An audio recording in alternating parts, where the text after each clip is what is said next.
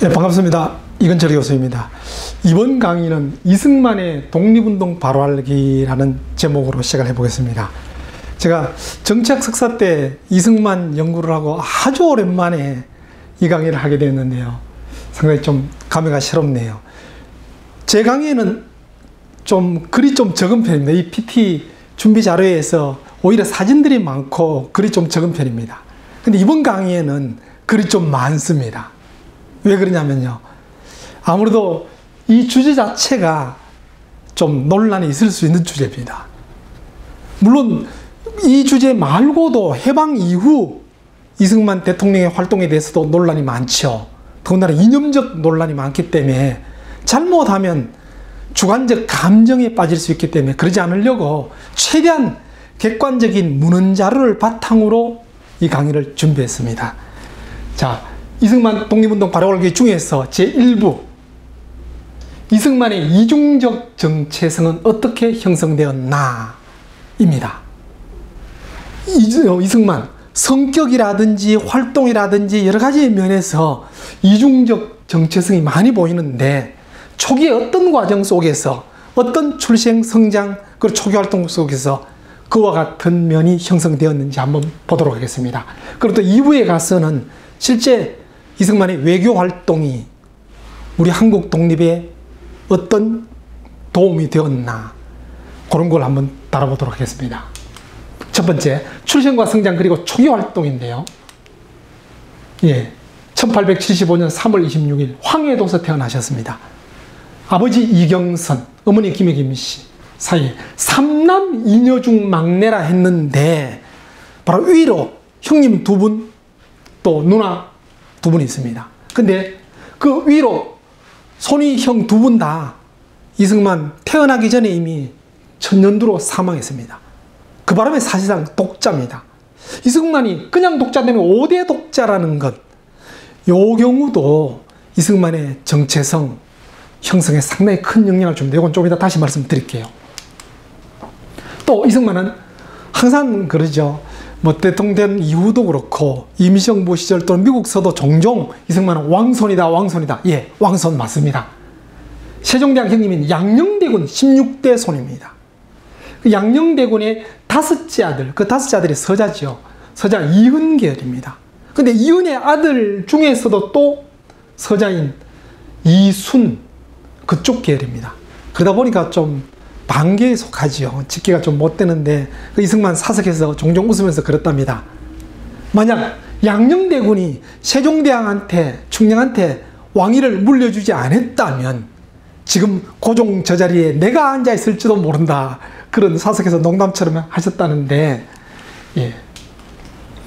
종친으로서 대우는 13대조에서 끝나고 보통 경국대진의 기준에 보면요, 종친 대우를 적자는 4대까지, 서자는 3대까지, 서자계열이라서 3대까지 종친대우 받습니다.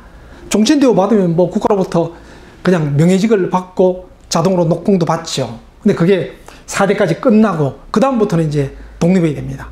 그래서 그 다음부터 11대에 가서부터 과거를 통해서 벼슬 합니다. 8대조까지. 근데 또 11대는 그나마 종삼품했지만은 8대조까지는 하급 무관직, 그렇게 큰 벼슬도 못한 편인데 그나마도 7대 이후에는 아예 이승만 때까지 벼슬 오른 사람이 없었습니다. 심지어는 생진시 합격자도 내지 못했다. 생진시 아시죠? 생원 또는 진사도 없었다고 합니다. 이 사람이 이승만의 부친 이경선. 자, 오른쪽 왼쪽 누가 이승만처럼 보입니까? 여기가 이승만. 이 사람은 누군지 모르겠습니다. 이미 뭐 형도 없고 동생도 없는 상태니까 사촌 누구쯤 되는지 약간은 닮았죠. 그런 것 같습니다. 어머니는 5대 독자인 아들을 가르치기 위해서 남편을 설득하여 1877년 이승만이 2살 때 황해도에서 서울로 거처를 옮겼다. 요거 짧은 문장이지만 잘 한번 음미해 보시죠. 어머니 입장에서 5대 독자 이승만 제대로 키우려고 가르치기 위해서 2살 때 일부러 이사까지 합니다. 맹자 어머니보다 더 참 모성애가 강하죠. 좀 극성스럽기도 하죠. 예. 요즘 독자하고 좀 같은 개념으로 보시면 됩니다. 요즘은 뭐 거의 대부분 다 독자지요. 근데 이 당시에 독자, 그냥 독자도 아니고 5대 독자 같으면 정말 애지중지합니다. 이승만의 어머니가 이승만을 얼마나 애지중지한지 이라에 그런 게 있습니다. 과거 시험 치려면 문장도 좋아야 되지만 글씨도 잘 써야 됩니다. 그래서 글씨 잘 써야 되기 때문에 팔을 함부로 못 쓰게 돌팔매질도 못하게 했답니다. 그렇게 키워졌습니다. 자, 여기서 하나 우리가 추측할 수 있는 것은 이승만의 유아 독존적인 정체성 형성에 어머니 역할이 컸다는 겁니다. 꼭 어머니가 아니라도 그 당시에 5대 독자 같으면 완전히 모든 게 기원받은 정도가 아니죠. 예. 소년 시절 보낸 장소가 서울 남산 및 도동인데 우수현, 그 당시 이름입니다. 우수현인데 기우제 지내는 곡이라 했는데 우자가 기우제 우자입니다. 그거 우수현 남쪽에 있었다고 해서 우수현 남쪽, 우남, 요게 이승만의 호가 된 겁니다. 바로 서울 살던 곳 집, 그걸 호로 딴 겁니다. 5살 때부터 어머니로부터 천자문을 뗐을 만큼, 어머니도 물론 똑똑했죠. 그리고 어머니 참 교육열이 대단했죠. 2살 때 자식 교육을 위해서 바로 황해도서부터 서울로 이사도 오고 5살 때부터 천자문 가르치고 그런 겁니다. 가르치기 아예 뗐다는 거죠. 고전부터 시작해서. 또 10대 시절에 사서삼경 공부했고 13살부터 과거시험 칩니다. 근데 11번 쳐서 다 떨어집니다. 10살부터 근 20살 가까이까지 계속 치는데 계속 떨어집니다. 물론 이거는 이승만이 실력이 없었다기보다는 그 당시 이미 구한말, 그렇죠? 조선말이죠. 조선말. 이미 과거제는 부패할 대로 부패했습니다. 그 당시 외척 세력들, 왕족보다도 외척 세력들이 더 실시였으니까 이미 과거 급제자들 내정해놓고 시험을 쳤다 그러죠. 그걸 바로 이승만도 경험한 겁니다. 그래서 이승만은 조선 왕조에 대해서 강한 반발과 적개심. 자기가 왕손이면서도 적개심. 그러면서 또 한편으로 사석에서는 왕족임을 상당히 내세우는 그런 이중적 모습 보이고 있었답니다. 1894년에 과거제 폐지되자 1895년 4월 달에 바로 배제학당에 들어갑니다. 이 배제학당이 미국 선교사 아펜젤러가 세운 학당이죠.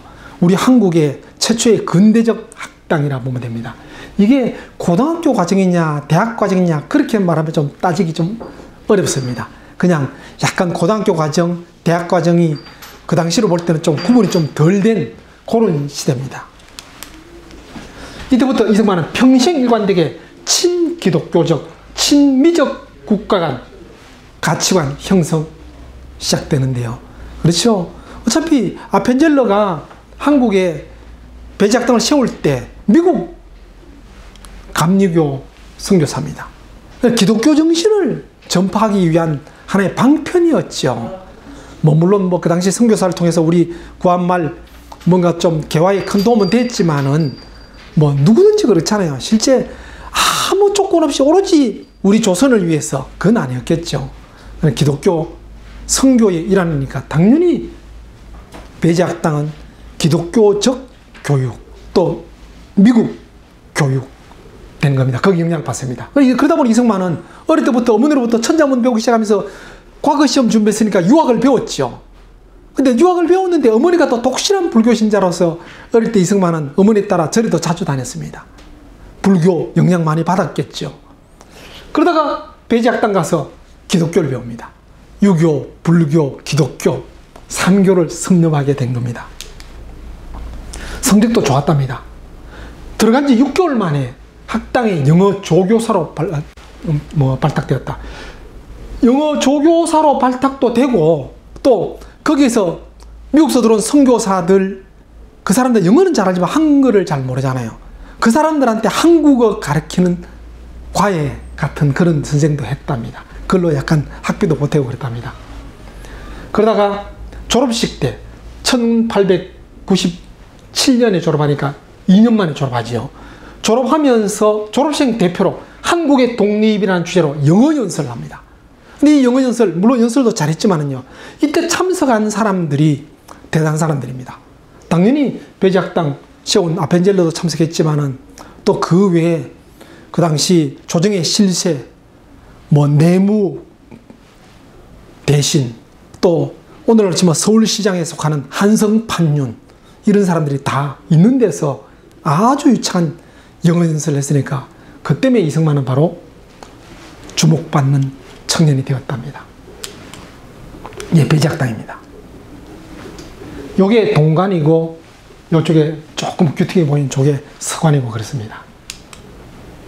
한국인에게 왜 영어를 배우라 하시오라고 물으면 거의 공통된 대답이 볕을 얻기 위해서라고 합니다. 아펜젤러 성교 편지에 나오는 글입니다. 이승만 역시 배지학당 들어갈 때 볕을 얻기 위해서, 과거제 끝나는 바람에 이제 과거를 통해서는 볕을 못하니까 영어 잘하면 또 볕을 얻기 일이 있으니까 그래 갔답니다.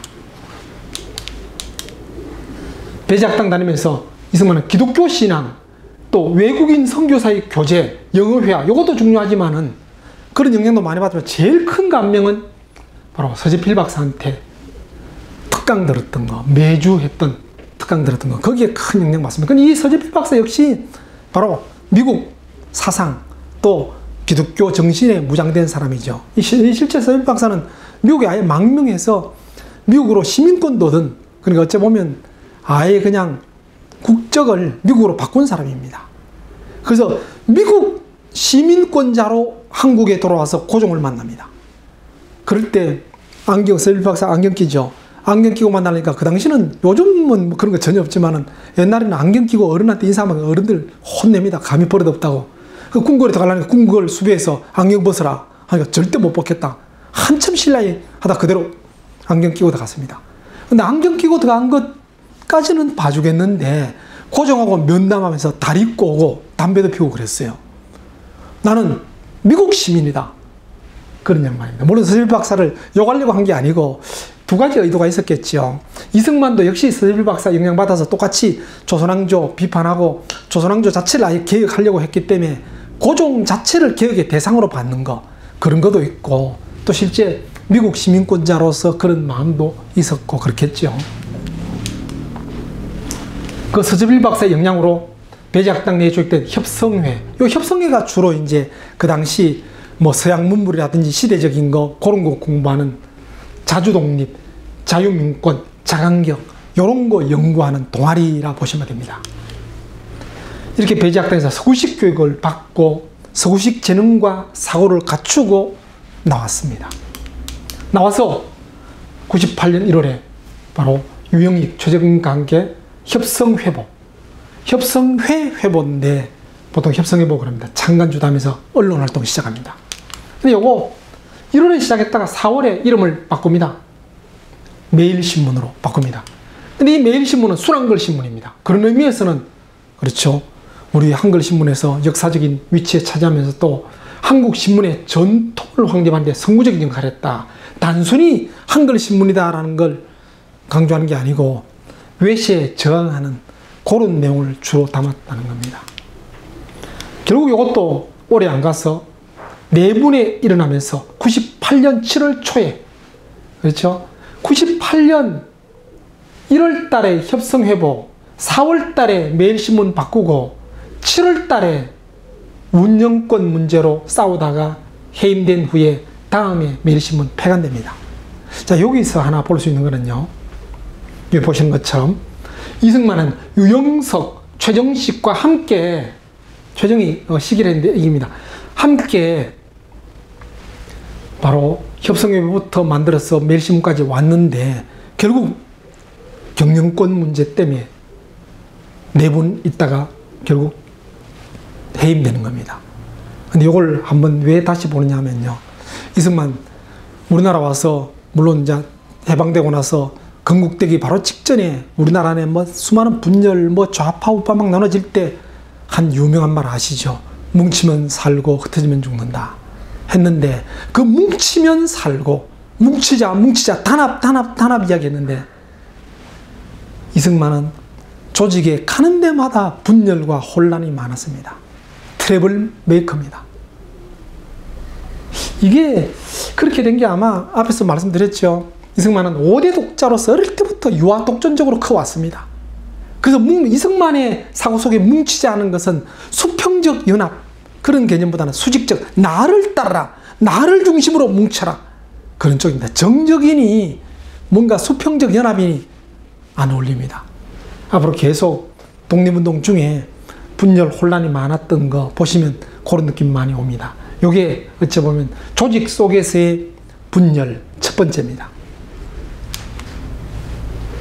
이게 협성의 회보고, 예, 매일신문, 순환글 신문들이죠. 매일신문에서 해임된 이승만은 그의 동지들과 새로운 신문 발행 준비해서 98년 8월에, 아까 바로 7월에 그만두고 바로 8월에 다시 대국신문, 제국신문이죠. 그 당시 발음으로 이렇게 쓴 겁니다.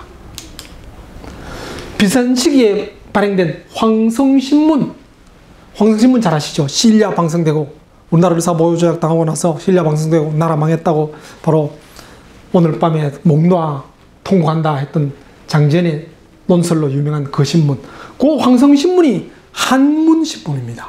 한자로 되어 있기 때문에 소수의 지식인들을 대상으로 한 신문이라면 이승만을 중심으로 해서 만들었던 이 제국신문은 순한글로 일반 민중 대상이다. 그런 데 이의가 있습니다. 이승만은 주필로서 무능한 정부와 관리의 부패 및, 예, 요거는 계속 이승만이 사회활동하면서 계속 비판했던 게 조선 말에 고종 비롯해서 정부, 관료 비판 많이 합니다. 그 다음 또 일제 국권 침탈도 날카롭게 비판합니다.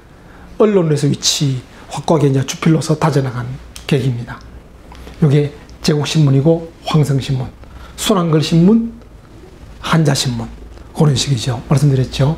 황성신문은 한자로 되어 있으니까 지식인 대상, 제국신문은 한글로 되어 있어서 일반 민중 대상 그런 이의가 있습니다.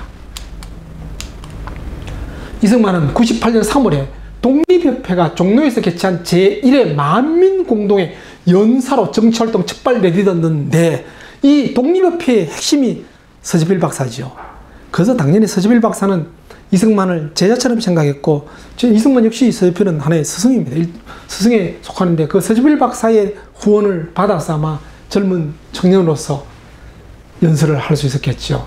그때 한 연설이 러시아 세력 철수 그런 걸 주로 강조했는데 이후에 독립협회와 같이 여러 가지 유대를 하면서 반외시의 반침략 운동을 합니다. 독립협회 개혁적 주장에 두려움을 느낀 수구 세력, 독립협회에서 그냥 정부 자체를 바꾸자 하니까 고종뿐만 아니라 수구 세력들이 안 된다 하니까 결국 수구 세력들이 고종을 움직여서 독립협회 해산시키려고 그러죠. 그때 해산 함부로 시킬 수 없으니까 의용단체, 보부상을 동원해서 강제 해산하면서 테러가 가해집니다. 그게 소문나고 막 그러면서 여론이 아주 안 좋습니다. 그러자 고종이 이 독립협회 사람들을 마저 좀 타협하려고 이승만 등 독립협회 간부 17명에게 내각 자문기관인 중촌의관에 임명했다. 드디어 이승만 벼슬 청한 겁니다. 과거에서 계속 13살부터 20살 가까이까지 과거 떨어지고 또 벼슬을 얻기 위해서 배제학당 들어가고 했는데 요게 계기로 돼서 의관, 벼슬을 했는데 물론 이 의관은 실제 실무직은 아니고 여기 있는 것처럼 자문기관입니다. 그렇지만 어쨌든 벼슬은 벼슬이죠. 이게 이승만의 첫 번째 벼슬로 보면 됩니다. 예, 독립협회 만민공동입니다. 요 가운데 앉은 요분이 서지필 박사죠. 여기 이승만 아직 안 나옵니다. 아직 청년이라서. 99년 1월 9일 이승만은 박영효 등과 함께 공부해서 고종을 폐위하고 공화정부 세월을 했다는 혐의로 체포 투옥됐다. 그 정도로 바로 고종, 조선왕조 썩었다. 아예 그냥 개혁, 혁명하자. 그랬던 겁니다. 쿠데타 했던 거죠. 쿠데타 공모 혐의 결국 들통나서 투옥됐는데 또 그때 여러 명이 또 탈출했는데 탈출하다가 옥리한테 총상을 입혔다는 제목으로 종신징역, 요즘으로 치면 무기징역 선고를 받습니다. 교도소 안에서의 이승만입니다. 한성감옥. 자, 여기서 이승만 누구 같아요? 어느 사람? 얘는 아니고. 예. 같이 있는 사람 중에서는 잘생긴 편에 속하죠.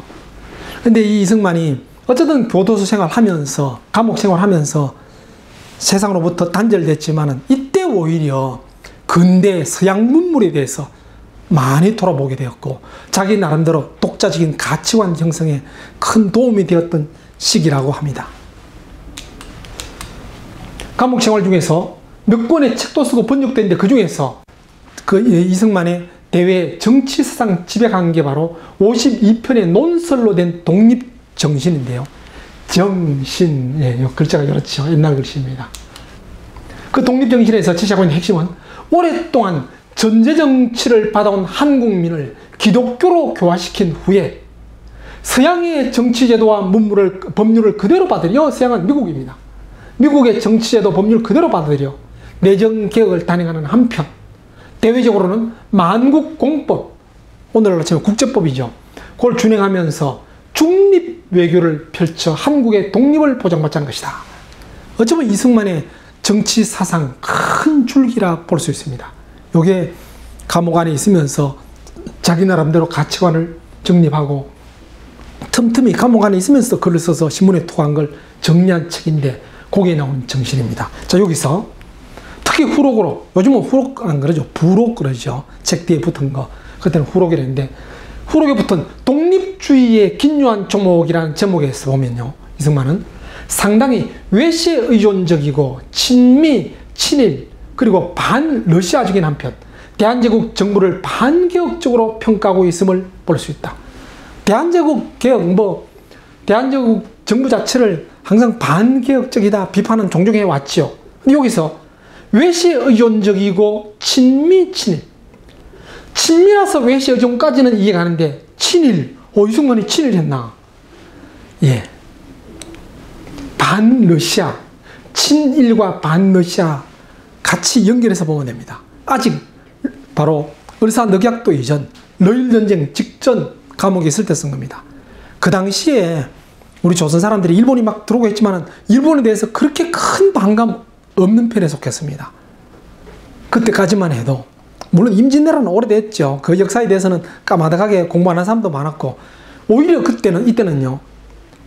한국, 중국, 일본 같은 동양 3국이 뭉쳐서 서양에서 들어온 백인종과 싸워야 한다.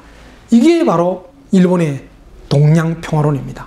그 일본의 동양평화론 그 속에 저희가 있는데 그 당시 조선의 지식인들 중에 상당히 그 말에 동조했던 편입니다. 그런 의미에서 친미입니다. 친일입니다. 또 교도소에 있으면서 성서낭독, 기도 결과로 40명 이상의 죄수가 기독교로 개종했답니다. 이승만이 목사가 아니니까 설교는 안 했고요. 근데 성경 읽을 때 일부러 크게 다른 죄수들이 다 알아듣도록 막 크게 읽었답니다. 그러면서 기도도 크게 하고 거기에 감동받아서 40명 이상 기독교 개종했는데 이게 그냥 그만큼 전도에 뛰어났다 여기서 끝나는 게 아니고 이게 계기가 되어서 미국 선교사들의 신망을 크게 얻는 계기가 됐다. 끊임없이 이승만을 후원했던 이유가 한국의 독립을 위해서가 아니고 솔직히 기독교 선교사로 이승만을 만들려고 그런 마음이 많았죠. 미국 선교사들은. 1904년 2월 9일 일본이 러시아와 전쟁, 드디어 러일전쟁 터집니다. 그러면서 러일전쟁이 시작됐는데 이때 서울에 일본군이 주둔하면서 조선 치안 자체를 일본군이 담당하고 이때 여러 정치범 석방하면서 이승만도 석방됩니다. 종신진영 무기수인데 5년 7개월 만에 풀려납니다. 어찌 보면 일본한테 살짝 도움받은 셈이죠. 예, 그 당시 풍자 많았는데 러시아와 일본이 조선 놓고 참 쟁탈전 벌이는 겁니다. 러일 전쟁인데 러시아와 일본이 아니고 조선 안에서 서로 쟁탈전 벌인 전쟁이었죠. 그래서 추록한 이승만은 독립협회에서 함께 활동한 상동교회 전덕기와 또 먼저 출감한 같은 과목, 한성 과목 안에 있었던 박용만. 자, 요분도 기억해 두시기 바랍니다. 계속 독립운동하면서 박용만 이야기가 나옵니다. 이분들의 초빙으로 상동교회 부설, 상동청년학원 교장이 됩니다. 근데 여기에 선생들이 각 분야 그 당시에 최고의 선생들입니다. 보시는 것처럼 국어는 주시경, 세계사는 헐버트, 국사는 최남선, 이런 사람들이 다 무보수로 강의를 했다 그래요. 그러니까 어떤 돈 벌기 위한 학원이 아니고 학교, 야학같이 그야말로 우리 그 그 당시에 좀 무지했던 그런 민중, 그러면서 뜻이 있던 청년들을 일깨우고 교육하기 위한 그런 뜻으로 무보수로 열정적으로 가르쳤답니다. 근데 여기서 교장으로 봉직하다가 3주 만에 미국으로 떠났는데 그만두고 싫어서 떠난 게 아니고요. 여기 있는 사람들 생각에 바로 이렇게 일본 러시아 싸우다가 결국 일본이 이기고 이제는 청나라도 끝장났고 일본이 조선 침략해서 집어삼키려 하니까 민영환, 한규설 같은 개혁주자들이 미국의 도움을 받아 외세로부터 막아보자. 그 이유가 근거가 조미수호 통상조약입니다. 그래서 미국에 한번 탄원해보자. 그 심부름꾼으로 이승만을 지목했던 겁니다. 예, 조미 통상수호조약인데요. 이 수호조약 마지막 부분 사인란인데 이 내용이 뭐냐면 바로 조선과 미국이 통상 바로 무역 가치하고 문호개방하고 경제적 문호개방하면서 수호조약도 포함되어 있는데 조선이 외세부터 침략받거나 어려울 때 보호하겠다. 요즘 한미 상호방위조약 전신이라 해도 과언이 아니죠. 그런 조약이 있었습니다. 요걸 갖고 이제 민영환, 한규설 같은 사람들이 요걸 들이대면서 일본이 이렇게 쳐들어오려 하니까, 침략하려 하니까 미국 조미 통상 수요 조약에 따라 미국이 압력여서라도 막아달라. 그거 탄원하려고 이승만을 미국에 보내는 겁니다. 이승만 또 영어도 잘하니까.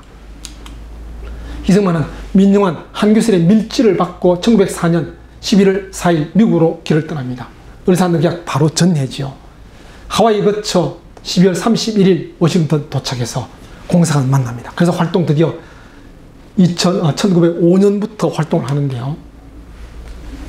민영환과 한규설의 서한을 아칸소주 출신 상원의원 딘스모어한테 전달하고 또 나름대로 동양 잘하는 딘스모어는 그 사람이 주소는 미 국무성 방문해서 국무장관 존 헤이까지 만납니다. 대단하죠.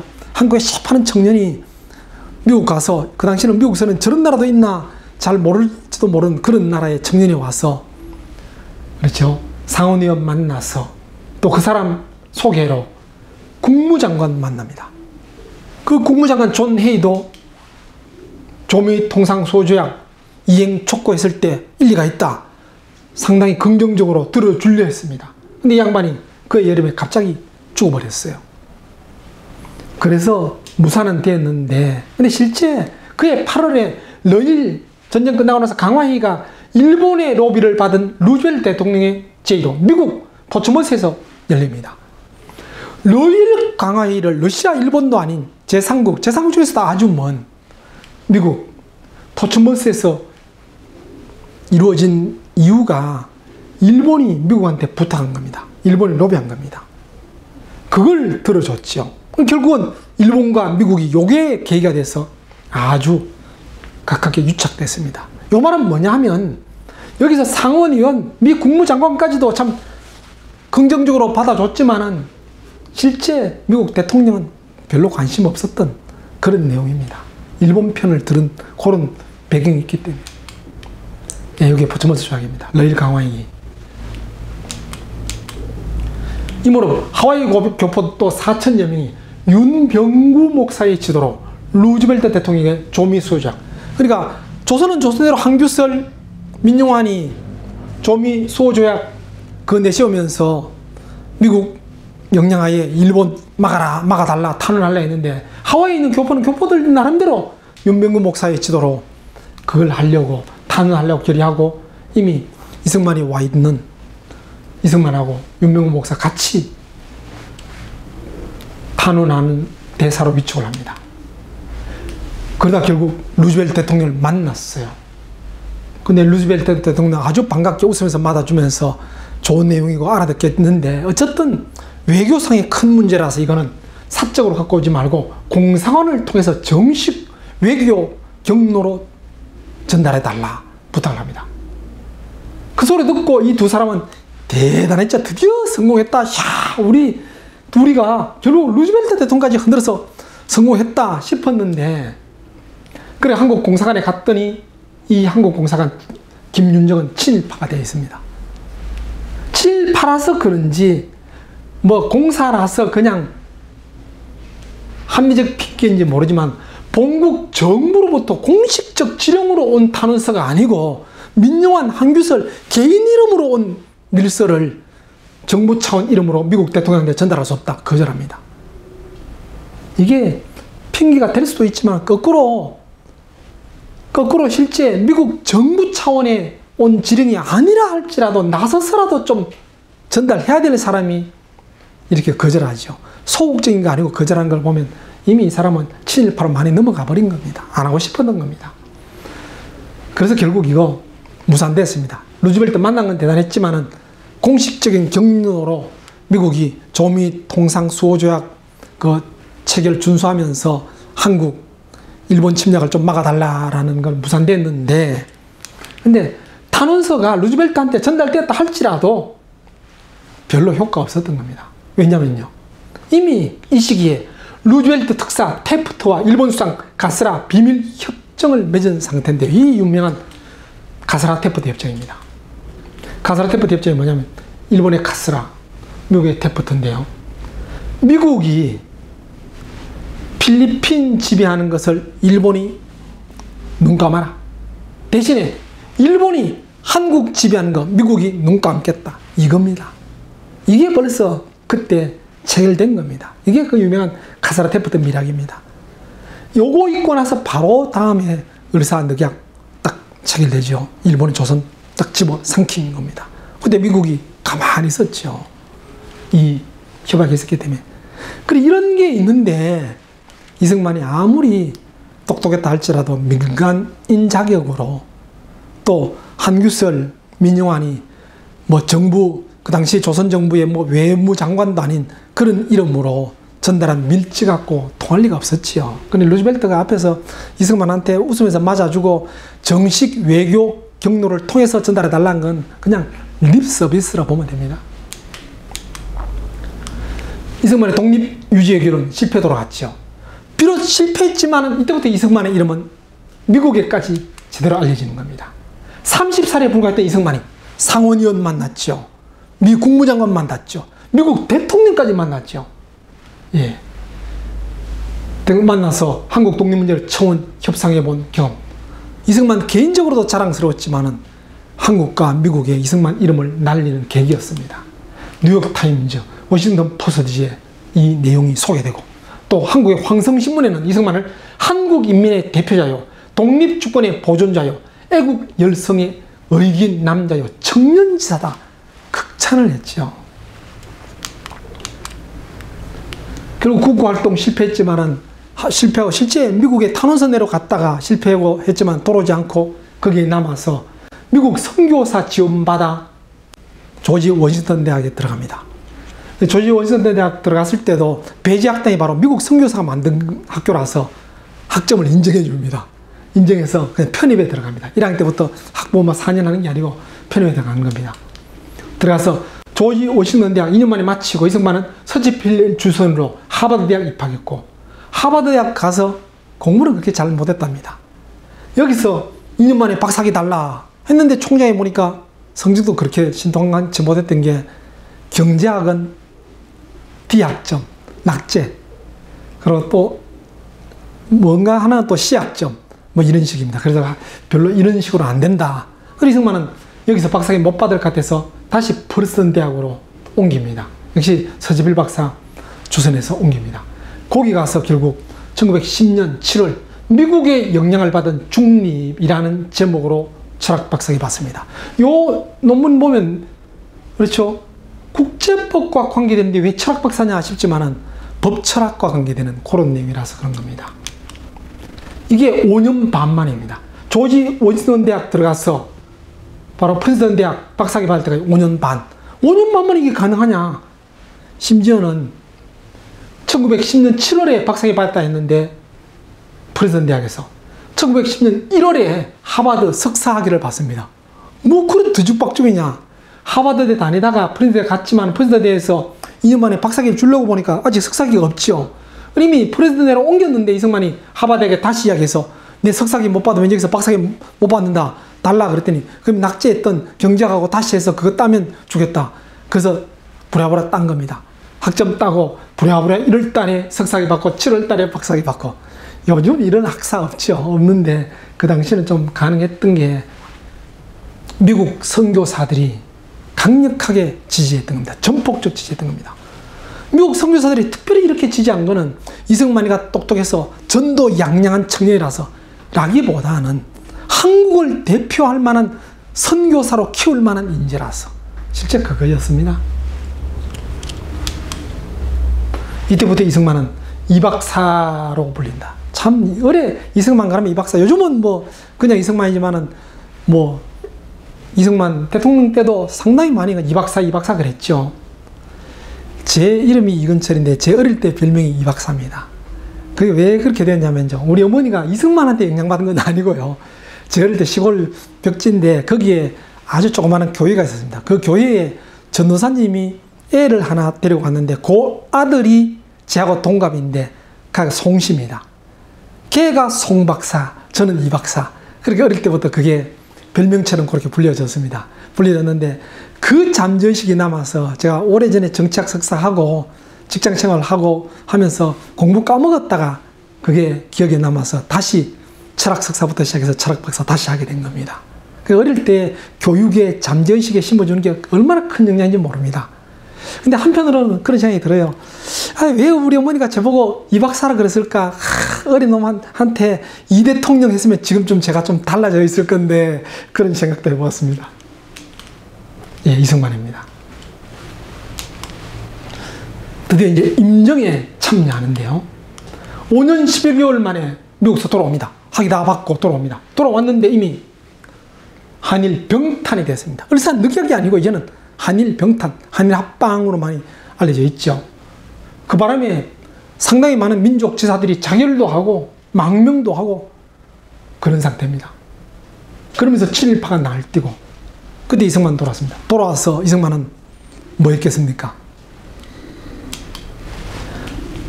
이때 돌아와서 다시 1912년 돌아갈 때까지 YMCA 학생부, 종교부 간사로 교육, 종교활동에만 전념했고 민족 문제나 독립운동에 대한 전혀 활동을 안 했고 활동한 기록이라든지 흔적 전혀 없습니다. 그냥 이때는 교육자로서 미국 선교사로서 선교사 자격은 없지만 그런 활동에 전념할 때고 또 이때 부인과도 일찍 결혼했지만은 아예 별개에서 혼자 지냈습니다. 이때 이후로 그냥 혼자 지내다가 실제 이혼 수속은 50몇 년도에 늦게서 했지만 이미 이때부터 아예 별거했습니다. 그리고 다시 미국으로 돌아가는데요. 1912년 계기가 신민의 사건인데 이거 백오인 사건이라고도 하는데 일제가 한국 독립의 중심이었던 기독교 세력을 탄압하기 위해서 데라우치 총독 암살 음모를 조작해서 한국 기독교 핵심 세력들 105인을 투옥합니다. 그때 여기에 피해서 도망가듯이 한국을 빠져나갑니다. 여기는 제가 안 적었지만 친일파 도움을 받아서 미국으로 갑니다. 미국 가서 국제감리교회에 대해서 한국의 평신도 대표로 참석한다. 그 핑계로 한국을 떠납니다. 그러니까 이때까지만 해도 뭐 독립운동하고 연결시킬 수 있는 게 별로 없지요. 물론 뭐 한성 감옥 이전에 친일 일제에 대해서 반대하고 이런 게 있었지만은 그거는 외세가 조선을 집어삼키려니까 외세에 대한 저항, 그냥 일반적인 상식적 수준의 외세 저항이었지 아주 노골적인 항일, 반일, 독립운동 그런 차원의 이승만은 아직 아니었습니다. 미국으로 돌아간 후 1912년 후반까지 뉴저지주 트렌턴시 YMCA에 머물다가 계속 미국 기독교와 관계되죠. 13년 1월 10일 감옥 동지 박용만, 아까 말씀드렸죠. 한성 감옥 동지라 그랬죠. 박용만 초청으로 하와이 갑니다. 이승만의 제2의 고향 하와이 이때 가는 겁니다. 근데 하와이에 이미 있던 우리 교포들은 이승만 오는 거 별로 반기질 않았습니다. 왜 그러냐면요. 미국에서 장인환, 전명훈 의사가 친일파 스티븐슨, 그렇죠. 그 당시 유명하죠. 한국의 고종 정부에 고문으로 있었던 스티븐슨이 아예 노골적인 친일도 하고 막 그러니까 한국의 공적이었습니다. 이 사람들을 장윤환, 전명훈이 미국까지 건너가서 미국에서 암살했죠. 이래서 이 사람들이 재판에 회부됐지만 한국말밖에 모르니까 이 통역을 이승만한테 부탁했습니다. 이승만이 거부했습니다. 거부했던 핑계는 학생신문이다. 지금 이제 학생신문으로서 동부에서 공부하는데 학업을 그만두고 서부 와서 이거 하루 이틀 만에 끝날 재판도 아닌데 와서 계속 통역할 수도 없다. 그거는 조금 이해가 가더라도 그보다 더한 거는요. 기독교 신자로서 살인자를 변호할 수 없다. 그래서 거절한 겁니다. 설마 이승만이? 예, 이승만은 안중근 의사도 살인자 테러로 봤습니다. 예. 그 때문에 하와이 교민들은 이걸 알고 저런 이승만 그래 본 겁니다. 거기다 또 한국에 있을 때 시민의 사건, 아까 백오인 사건이 있을 때죠. 그때 한국 대표적인 기독교 신자들 다 잡혀갔는데 이승만만 싹 빠져나온 것은 역시 친일파도 아니냐. 이런 걸 하와이 교포들이 알고 이승만이 하와이 오는 것에 대해서 싫어하는 사람들이 많았답니다. 예, 이승만의 하와이 시절입니다. 그렇지만 이승만은 또 적응력, 처세술에 능란했죠. 그는 좀 뭔가 좀 부정적인 그런 눈초리 받으면서 하와이 도착했지만 도착해서는 아주 또 능수능란하게 하와이, 아우이, 카와이 뭐 교포들 만나서 찾아다니면서 격려도 하고 고국 소식도 전하고 또 자기 소개도 막 적극적으로 합니다. 그러면서 또 하와이에 정착하면서 서두른 것은 영문으로 된 올간지 발간을 했지만은 하와이 교포들이 별로 안 좋아해서 순한글 올간지 태평양 잡지도 창간합니다. 언론으로부터 시작했다 볼 수 있죠. 앞에 뭐 그야말로 협성회 해보부터 시작해서 언론 활동을 참 많이 하죠. 그 태평양 잡지는 1939년 12월에 태평양 주보로 바꿀 때가 제법 길게 발행했는데 국제정세, 외국 및 외국 지도자 등 동정, 동서양의 정치 사상, 정치제도, 민중계몽, 풍습, 개량, 또 일제 식민지 통치와 한국 현실 이런 걸 하나하나 다뤘습니다. 사회주의, 공산주의 비판, 기독교 민족주의 이런 거 강조하고 고려해왔습니다. 근데 어쩌보면 뭐 정치, 사회, 사상 그 당시 그런 거 뭐 시사적인 거, 사상적인 걸 고루고루 다뤘다 보면 되겠죠. 우리 한국 교포를 위해서, 하와이에 있는 교포를 위해서. 예, 태평양 잡지입니다. 근데 문제는 여기에 기고했던 논설문 하나가 문제가 됐습니다. 그 기사가 뭐가 있었냐면요. 일본 천황폐하께 없어 군함을 탑승하시고 관병식을 하셨다. 이런 표현을 했습니다. 이게 언제냐? 앞에 한성 과목 있을 때는 좀 친일 그런 게 좀 사상을 썼다 할지라도 그때는 러일 전쟁도 하기 전, 을사늑약도 하기 전이지만 이제는 을사늑약, 한일 병탄 한참 이후 일제치하 초 이때 이런 표현을 한 겁니다. 이거는 그렇죠. 요즘 이런 표현하는 거 딱 찾아내면 바로 친일파로 낙인 찍을 수 있는 그런 내용이죠. 이것 때문에 미국에 대해서, 자, 이승만에 대해서 반발 여론이 심해서 심지어는 브라슬보스토크에 있는 한인신문에서 이걸 놓고 심하게 반박합니다. 이때 이승만 글로 주고받습니다. 주고받으면서 이승만 기록에 보면요. 어떤 말을 하냐면 인종적으로 보나 문화적으로 보나 그래도 러시아보다는 일본이 더 가깝다. 그런 표현합니다. 아까 말씀드렸죠. 한일병탄, 을사늑약 전만 해도 동양평화론, 그렇죠? 동양이 뭉쳐서 서양 외세 침략을 막자 이런 동양평화론 일본 주장에 우리 한국 지식인들이 상당히 동일했지만은 실제 딱 을사늑약 한일병탄대를 보고 일본의 속셈이 저거구나 알고 나서는 지식인들이 싹 돌아섰죠. 반일, 항일 돌아섰는데 이승만은 계속 그 정신 갖고 있는 편입니다. 뿐만 아니라 1910년대 중반 이후 하와이 YMCA에서 이승만은 일본인 지도자들과 함께 간부진으로 같이 활동했습니다. 하와이에 있는 YMCA에 일본 지도자와 함께 간부 활동했고 또 20년 9월 하와이 귀환 기자회견 통해서 대일전은 불가능하며 항일전쟁, 독립전쟁 이런 거는 불가능하며 새로운 조선 총독이 많은 계획을 단행해 한국인들의 성원을 얻고 있다고 발언합니다. 심지어 미국 신문에도 인터뷰 비슷한 걸 합니다. 오히려 한일 병탄으로 해서 조선 총독이 일본인 조선 총독이 조선 개혁에 큰 공을 세우고 있다. 참 이게 요즘도 논란이 되는 식민지 근대화론 전신으로 볼 수 있죠. 이승만의 하와이 망령 이후 해방될 때까지 대일관 태도는 객관적 정시와 조건에 따라 반일과 유화적 자세, 이중적 태도를 보이는데요. 이걸 잘 보시면 이승만의 실제 정체성 이해를 하는데, 특히 일본에 대한 태도 이해하는데 큰 도움이 되는데요. 어떤 식이냐면요. 국제정시나 미국 정시가 일본에게 불리하게 돌아갈 때는 일본에서 반일합니다. 대신에 태평양 그 반대로 미일 간의 평화가 지속될 때는 대일 유화적 자치합니다. 태평양 전쟁 같은 것처럼 미국과 일본이 싸울 때는 이승만도 일본 아주 심하게 반대합니다.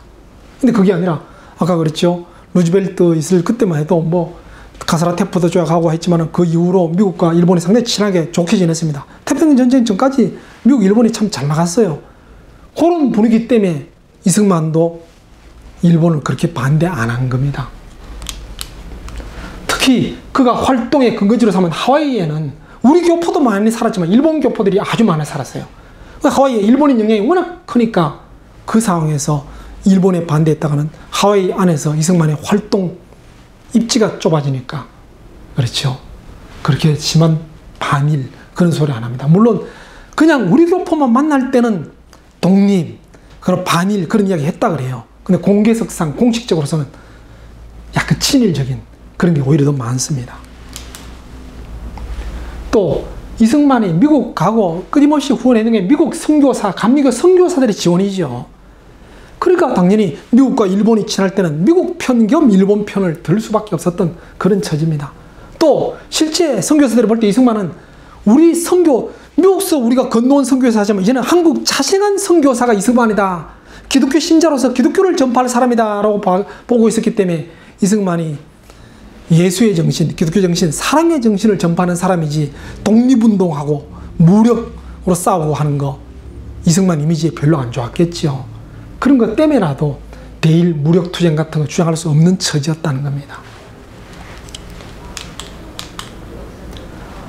이승만이 하와이에서 어느 정도 자리 잡고 세력 형성해서 하면서 대한인 국민회의, 하와이 지방총회, 주도권, 재정권 갖고 박용만과 싸우는데, 이 박용만 말씀드렸죠.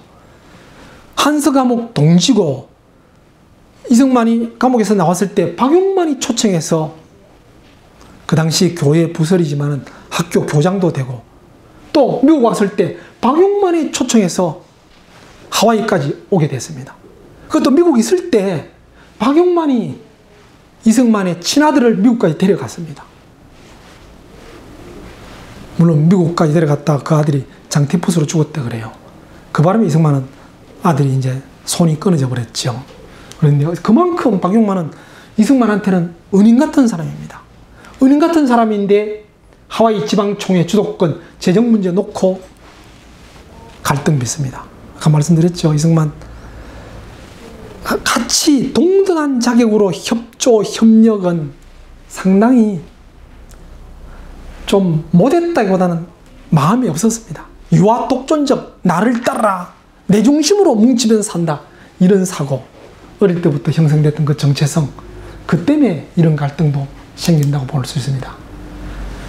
대한인 국민회가 뭐냐면요, 아까 말씀드렸죠. 장인환, 정명훈, 스티븐 척이라는 거, 그 사건 계기로 미국 사회에서 똘똘 뭉친 겁니다. 우리 한인들이. 그래서 단체 만든 게 대한국민회입니다. 그거 만들면서 명실공히 미국에 있는 독립운동의 중심기관입니다. 그 총회, 대한인 국민회, 총회와 지방회로 나누어진 분권식입니다. 입법행정도 나누어졌고 중앙과 지방이 나누어졌는데 중앙총회 회장은 안창호고 하와이 지방총회 그 자리에 놓고 박용만하고 이승만이 싸우는 겁니다. 이승만은 대한인 국민회와 하와이 지역 주도권을 차지하고 그동안 하와이 주도권을 잡고 있던 박용만을 제거하고자 나선 것이라는 겁니다. 이때 하와이 대한인 국민회의는 완전히 두 쪽으로 분열되었다. 이 사태를 수습하고자 열린 임시총회에서 이승만 계열의 청년들이 국민회관을 점령하고 간부들을 폭행하여 난장판을 만들었다. 참 우리 현대 정치사에서 많이 보던 장면들, 이때부터 시작됩니다. 이승만 계열의 청년들이, 그렇죠, 해방 이후 대한민국 때는 정치 깡패들로 바뀌죠. 그러다 나중에 또 뭐 어쨌든 그전에 우리 역사에 이런 거 없습니다. 조선에 오랫동안 당파 싸움 그러지만 자기 파 이익을 위해서 뭐 산적을 데려와서 반대파하고 싸웠다, 이런 건 못 봤죠. 우리 조선의 역사에서 당파 싸움이라 하지만은 어찌 보면 오늘날 자랑스러운 세계에 자랑할 만한 역사적인 대정치라 볼 수도 있습니다. 당연히 반대 세력, 반대파가 있었죠. 그런 거 할 때 무력으로 싸운 적, 물론 또 이제 거기서 지고 나면 사화다해서 막 어떤 사건 때문에 그렇죠. 사형도 시키고 뭐 사익도 내리고 유배도 했지만은 회의장에서 깡패동원해서 반대파를 제거하는 이런 경우는 없었죠. 이게 우리 현대사 치부의 역사 시작입니다. 하와이 대한인 국민의 지방총회 장면입니다. 이승만은 결국은 거기서 박용만하고 싸워서 이겼다고 볼 수 있습니다. 대한인 사회 주도권자가 합니다. 하와이. 그러면서 샌프란시스코 대한인 국민회의에 정한경, 민차로 함께 이승만을 대한인 국민회의 파리 강화의 한인 대표로 선출합니다. 일단 하와이 안에서 박용만하고 싸웠다 할지라도 이승만이 주도권 잡았으니까 중앙에서는 하와이 지부에 이승만을 대표로 인정한 겁니다.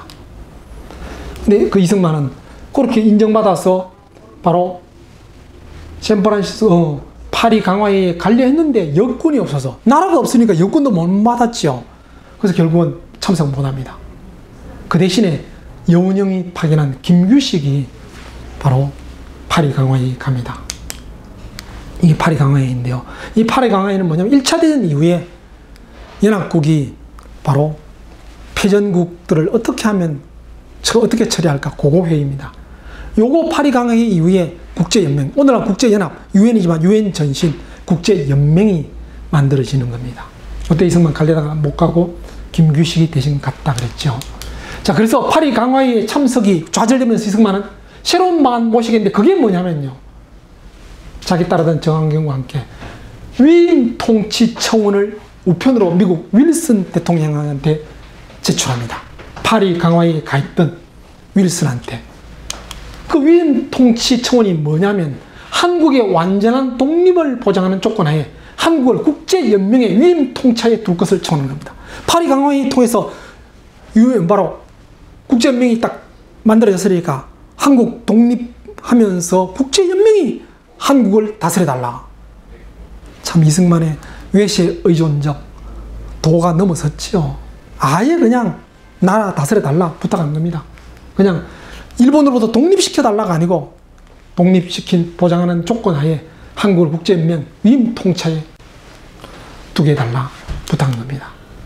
이런 논리는 그동안 독립운동 열심히 했던 독립운동 무용론으로 만들고 외세에 의존하는 허무주의였죠. 이거 독립지사들이 받아들일 리가 없습니다. 이 청원서 내용 알려지면서 국내 독립운동 진영에서 발칵 뒤집혔죠. 격분했답니다. 상하이 대한민국 임시정부 수립되면서 국무총리 후보로 이승만 거론되자 의원했던 신채원은 미국 위임 통치를 청원한 이승만은 물론 국제연맹 위임 통치지만 국제연맹 자체를 미국의 주도권을 갖고 있었으니까 미국 위임 통치 청원한 이승만은 이완용이나 송병준보다 더 큰 역적이요. 이완용은 있는 나라를 팔아먹었지만 이승만은 아직 나라를 찾기도 전에 팔아먹으려 하지 않소. 그런데도 우리 대표로 나설 수 있단 말이오. 라고 하면서 이회용, 박용만과 함께 임시회의, 임시정부, 의정원 회의장을 퇴장해버렸습니다. 그리고 또 국무총장 이동희는 이승만이 위임 통치를 건의하는 바람에 파리 강화회의에 정부 대표로 김규식 가 있었다 그랬죠. 이승만 대신에. 그 김규식이 이승만이 위임 통치안 제출하는 바람에 아주 어려움을 겪고 있다. 그러니 불필요한 오해를 낳은 위임 통치 청원을 철회한다는 성명서를 내는 게 어떻겠느냐고 이승만한테 건의했지만 이승만은 끝내 거절합니다.